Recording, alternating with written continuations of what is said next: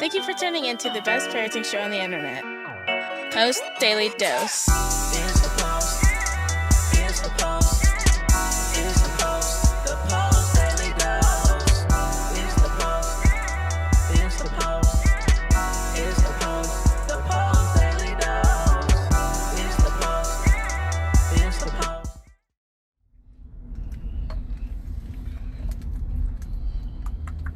Hey, good morning, Facebook family. It's Terrific Tuesday, baby! And this is Morning Motivation with Big Papa. Let's get this thing rolling, baby. Tuesday, blessed Tuesday. Blessed Tuesday.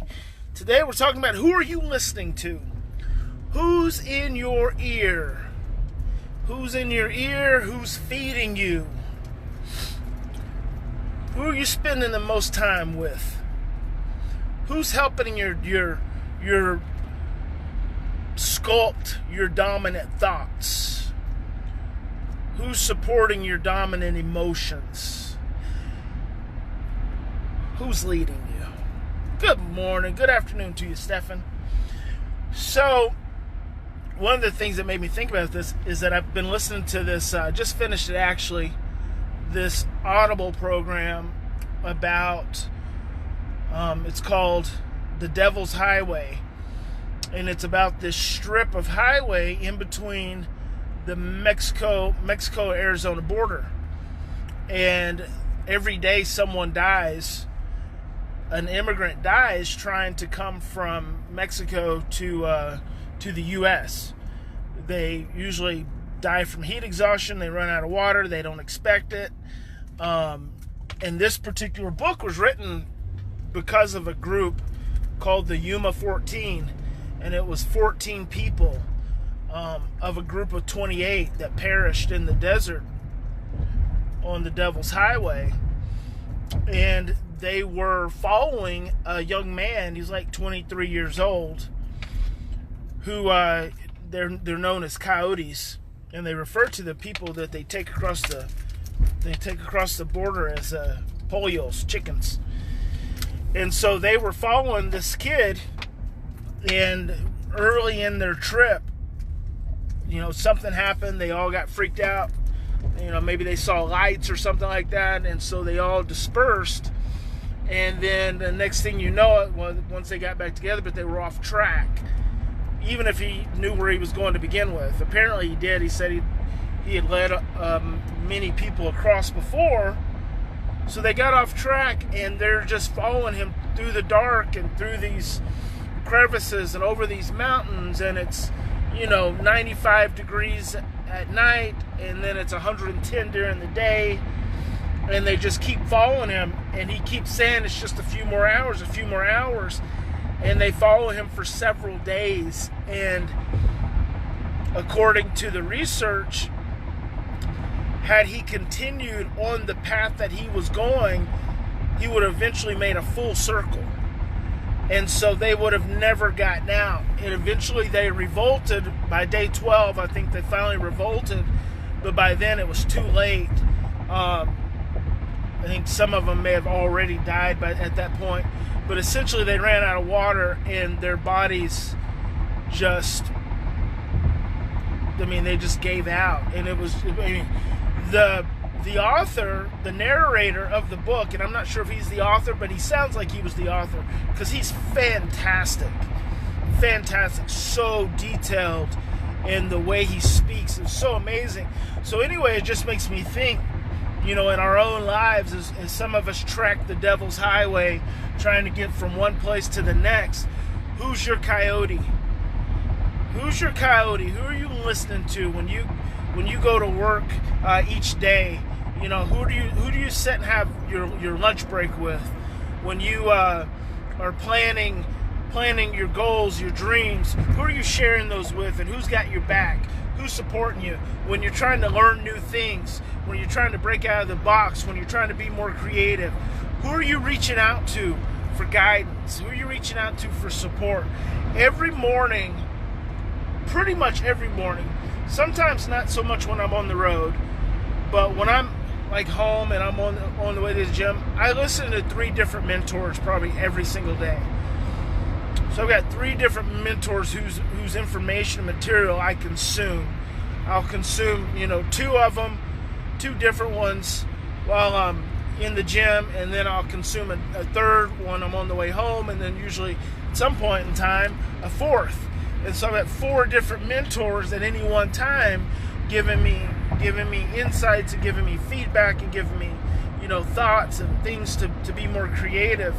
And so, who's that person for you? Who are those people for you? Obviously, I'm one of them, and I'm honored to be one of them, and I hope that I give you good stuff and give you some things to think about. But I want you to have more than just me, because I don't have it all figured out. So combine 5 people who are on a path, and you're going to get something great. But it's just like books. See, books can be mentors too. Audio programs can be mentors. And then you find someone who you really enjoy listening to, who you really enjoy studying, and you study more of their stuff. And the way I've always looked at a book is kind of the same way I've ever looked at a seminar, is if I can get one good idea could change my life. If I can get 3 good ideas from a book or a seminar or an hour spent with someone, getting coaching, that can change my life, just think about that. You don't have to, a whole book is seldom are you going to even read the whole thing, because we don't usually, stay the course, but you don't have to have, 20 life-changing thoughts or ideas. You only need 1. And that's where I go back to that. I'd started kind of mulling around, and I did a couple of Post Daily Dose on it and talked about it. Actually, I did a session this past couple weeks when I was in Grand Traverse, Michigan. You can go back through the Post+Institute videos on Facebook and see it. It's called Fearless Parenting. And basically the idea is that in any given moment, you don't have to be fearless. You don't have to be, that's cool. Wayne Dyer is good stuff. Yeah, she's a wise one as well. You don't have to be fearless. You just have to be fearless. You just have to dial down your degrees of fear. Just degrees. Like a lot of times I'll use the analogy of a volume knob. Just turn the volume down. For some of you, turn the volume down just a couple of notches, and you'll have a breakthrough. You don't have to turn it down to 0. It's impossible to turn it down to 0. But, you don't have to crank that thing all the way down to have the breakthrough that you need in your home. Sometimes good enough is good enough, and it's just a matter of what little small adjustments and tweaks can you make that will change everything. You think about Henry Ford and how many years he spent trying to get the first car going, and then Alexander Graham Bell and Benjamin Franklin, and all those different things when he was working on electricity. Nikola Tesla. You think about those things, and those individuals, those huge breakthroughs, those major paradigm shifts were just small tweaks, just small adjustments. And you just need that one insight. And you'd be surprised that one insight can come from so many different places. You just have to be open to it. It's funny because I had the idea the other day.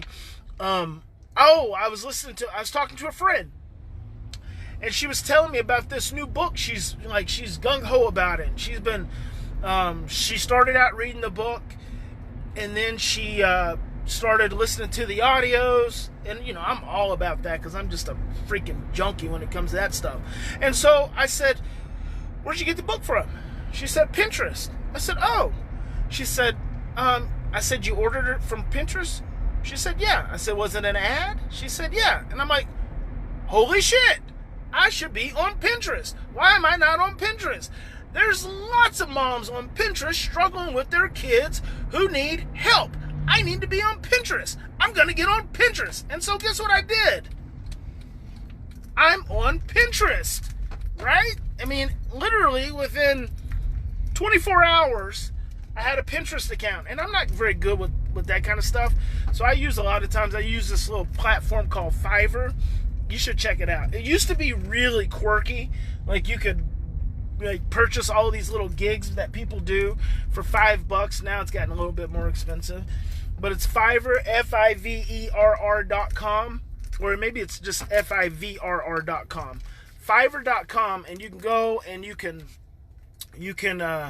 pay people to do little contract stuff for you. And I use a lot of people on Fiverr. I mean, I've got somebody in Nigeria that does stuff for me. India. Yeah, I've used a lot of people from Fiverr over the years. So it's really cool. And then there's also other funny little stuff. And so I have a Pinterest account. And pretty soon I will be, really, really, really promoting, the Fear to Love giveaway on Pinterest, because why not? And that's just one small little thing from listening. Just listening. You never know where your breakthroughs and your ideas are going to come from. Kirsten says you, and Christy and Stefan, of course, and also one of my social workers, my dance teacher, my parents are inspiring me. That's fantastic. That's awesome, guys. So find out who you're listening to. Sometimes you got to cut off some of those voices that aren't positive. They're not feeding you. And it's funny because I want to also tell you guys about, and I'm not going to do it right now because I've ran out of time. Tell you about something I heard from another one of my mentors yesterday about social media. So that'll be coming soon. All right, God bless you. Big Papa loves you. I will be back here tomorrow morning because I don't catch my plane until tomorrow afternoon at 2 p.m. And have a fantastic day. And if I don't see you this evening on Post Daily Dose, remember, you are an amazing individual. Look in the mirror and say it 10 times.